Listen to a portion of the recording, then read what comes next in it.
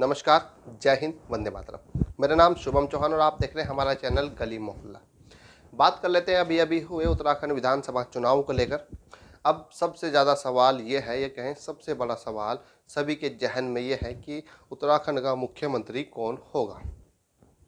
वैसे तो आप सभी को पता है कि भारतीय जनता पार्टी को उत्तराखंड की जनता ने प्रचंड बहुमत दिया और एक तरफ सरकार उनकी बनने को तैयार है। लगभग 47 सीटें भारतीय जनता पार्टी के खाते में आती हुई दिखाई दे रही है, तो उन्हें सरकार बनाने में तो कोई भी किसी तरह की समस्या नहीं है। पर उनके सामने सबसे बड़ा सवाल तो ये बना हुआ है कि उत्तराखंड का मुख्यमंत्री कौन होगा, क्योंकि मौजूदा मुख्यमंत्री पुष्कर सिंह धामी खटीमा विधानसभा से चुनाव हार गए हैं। उनके चुनाव हारने के बाद से ही कहीं ऐसे बड़े बड़े नेता हैं जो अब मुख्यमंत्री की दौड़ में अपने आप को शामिल कर रहे हैं, और कहीं ना कहीं पार्टी के कुछ नेताओं का कहना ये भी है कि पुष्कर सिंह धामी को चुनाव जानबूझकर हराया गया, उनके खिलाफ एक षड्यंत्र रचा गया जिससे कि वह मुख्यमंत्री न बन सके। केंद्र सरकार के ऊपर निर्भर करता है कि क्या पुष्कर सिंह धामी पर दांव खेलेगी भारतीय जनता पार्टी या किसी अन्य को बनाएगी चेहरा। अभी तक सबसे ज़्यादा चर्चाओं में बने हुए हैं सतपाल महाराज।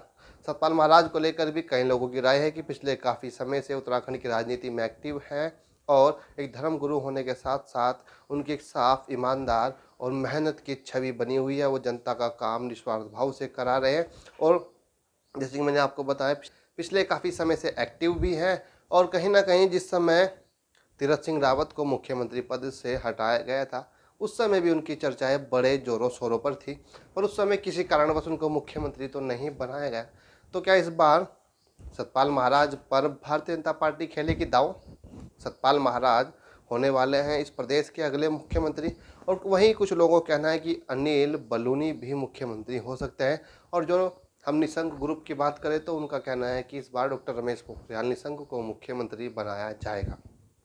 अभी तो आने वाला समय बताएगा, या जो भारतीय जनता पार्टी के तमाम बड़े बड़े नेता या कहे केंद्र सरकार या कहे प्रदेश अध्यक्ष और इन तमाम मौजूदा हालात को देखते हुए वो क्या निर्णय लेते हैं, वो तो आने वाला समय ही बताएगा। पर अगर हम भी अपनी एडवाइस या कहे पर्सनल की राय रखें तो कहीं ना कहीं जो सबसे ज़्यादा चर्चाओं में बने हुए वह हैं सतपाल महाराज और अनिल बलूनी।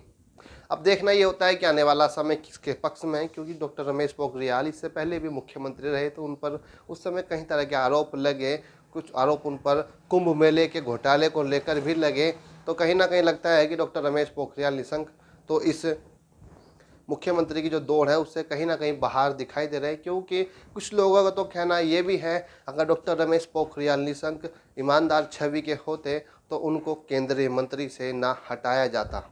जो मानव संसाधन विकास मंत्रालय उनके पास था, वो शिक्षा मंत्री थे इतने बड़े देश के, तो उनको उस पद से ना हटाया जाता, क्योंकि कहीं ना कहीं उनकी जो कार्यशैली है, जो उनकी भाषा शैली है, और ये भी कह सकते हैं कि कार्य में ईमानदारी ना होना, ऐसे कुछ नेताओं ने उन पर आरोप भी लगाए तो उन्हें वहाँ से हटा दिया गया।